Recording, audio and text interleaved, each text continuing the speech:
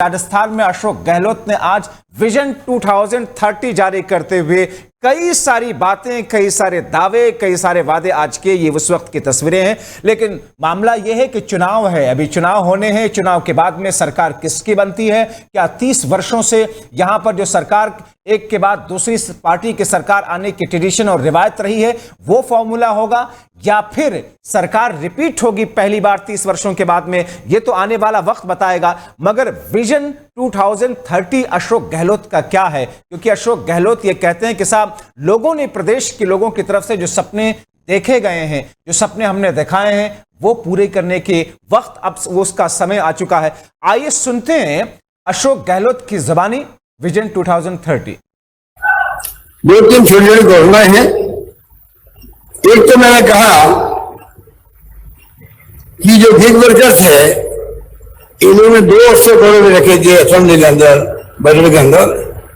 तो मैं आज ये घोषणा कर रहा हूं, इन सबका रजिस्ट्रेशन शुरू हो गया है। इनको कम से कम जो हेलमेट, शूज, यूनिफॉर्म इत्यादि काम आती है, इन सब के लिए प्रति गिग वर्कर्स को, जो ड्राइवर होगा, कंडक्टर होगा, डिलीवरी बॉय होगा, उन सबको जो है हम लोग जो है कानून बना दिया हम लोगों ने। तो शुरुआत करें हम लोग इनकी कानून के अंतर्गत उनको लाभ मिलेंगे आने वाले वर्ष के अंदर। तो जो 200 करोड़ रुपए हैं वो 5,000 रुपए प्रति एक बार, वन टाइम, उनके खाते में डाले जाएंगे, जिससे कि वो अपना कारोबार शुरू कर सके। तो आपने सुना अशोक गहलोत को, और सीधे रुख अपने सहयोगी संजय वर्मा की तरफ हमारे साथ में राजस्थान से जुड़ रहे हैं। संजय वर्मा, चुनाव तो अभी होने जा रहा है, सरकार तो जिसकी बनेगी वो तो वक्त तय करेगा, मगर विजन 2030 चुनाव से ठीक पहले क्या है ये विजन? कांग्रेस पार्टी चलाने में लगी हुई है, चाहे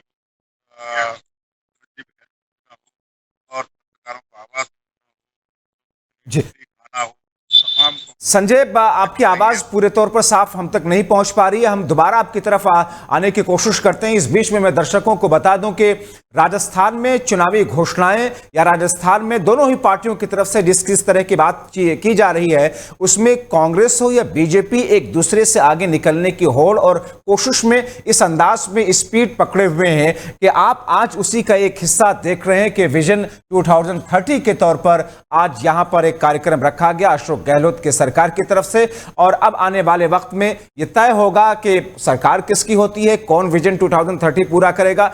लेकिन इस बीच में अब इस विजन के क्या मायने हैं? इस विजन को लेकर के 2030 तक क्या बदलाव आने हैं राजस्थान के अंदर? क्योंकि बीते 5 वर्षों में अशोक गहलोत की सरकार ने प्रदेश की शक्ल, प्रदेश का चेहरा कितना बदला, विकास को उस पथ पर कितनी तेजी के साथ आगे ले जा सके हैं राजस्थान के लोग, या आप लोग अच्छी तरीके से देख और समझ रहे हैं। लेकिन ऐसी स्थिति में जबकि आज के इस विजन डॉक्यूमेंट को जारी करते हुए अशोक गहलोत ने कहा कि साहब, हमने जनता को आगे रखा है, करीब 3.5 करोड़ जनता से हमने राय ली है, ऑनलाइन राय ली है, अलग अलग माध्यमों से सुझाव लिए हैं। सुझाव लेने के बाद में इस डॉक्यूमेंट के माध्यम से हम आगे आने वाले दिनों के लिए ये वादा कर रहे हैं। संजय, अशोक गहलोत के वादे क्या है इस विजन 2030 के साथ में?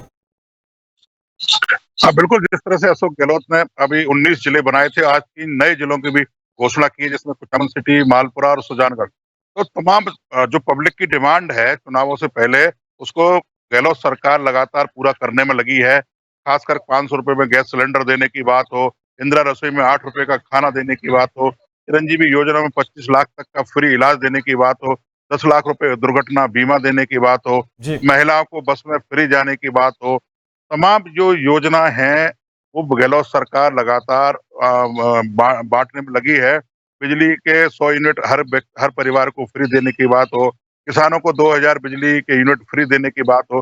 लेकिन तमाम योजनाओं के बाद एक नया इसमें जो चेंज आया है वो ये आया है सुप्रीम कोर्ट, आज CGI के जहाँ एक PIL लगी थी, कोर्ट ने चुनाव आयोग, राजस्थान और मध्य प्रदेश सरकार से रेवड़ियां बांटने पर चुनाव से पहले उस पर रोक लगाने की बात की और चुनाव आयोग से 4 हफ्ते में समय मांगा है। चुनावों से पहले जिस तरह सरकार रेवड़ियां बिल्कुल ठीक कह रहे हैं आप संजय, क्योंकि सुप्रीम कोर्ट ने नोटिस जारी कर दिया केंद्र सरकार के साथ में राजस्थान, मध्य प्रदेश और चुनाव आयोग के पास में 4 हफ्तों में जवाब। लेकिन क्या इस विजन डॉक्यूमेंट के आज लॉन्च किए जाने के बाद में इसका कोई प्रभाव लोगों के ऊपर में पड़ेगा, या इसमें कुछ ऐसी चीजें हैं जिससे लोगों को ऐसा लगेगा कि हाँ ये एक अच्छा कदम है?